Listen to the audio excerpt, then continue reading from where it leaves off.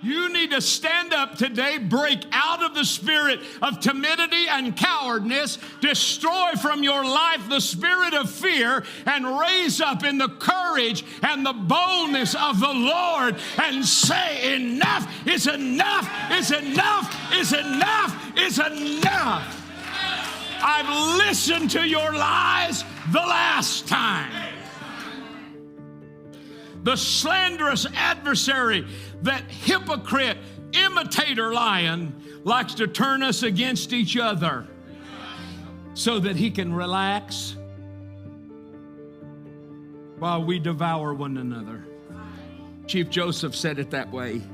And he often said this, but in his address, his initial inaugural address as liaison to the government, he said to his own people, where the tribes of the nations were gathered together, we have fought too many insignificant wars among ourselves.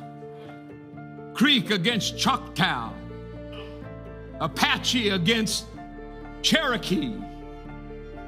And now that the real enemy has come, we have fought so many insignificant wars among ourselves. And now that the real enemy has come, we are too weak and defeated to stand against them. And that's why he decided we better try to cooperate, or we'll have nothing left of the nation that we have possessed and held. It could be the anthem of the church. What Chief Joseph said about the Indian nations could be said about believers, even around this message. We fought so many insignificant wars among ourselves that when the enemy shows up, and here he is in the end time, wanting to chew us up and swallow us for lunch.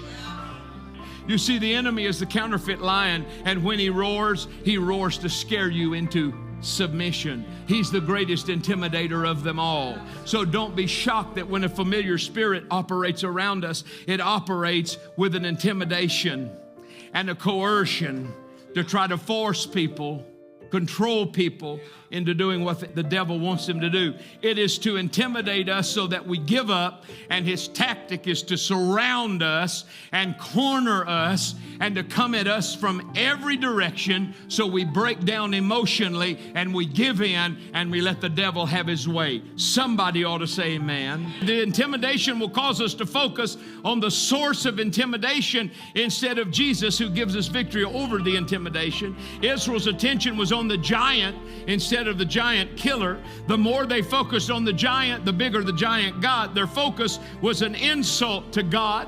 He could part the Red Sea but couldn't defeat one giant or a host of giants. We must take our eyes off of that which is intimidating us and place our eyes on the one who gives us supreme victory and deliverance. Fear and intimidation will keep us from possessing God's promises that have already been given to us. Do you believe that?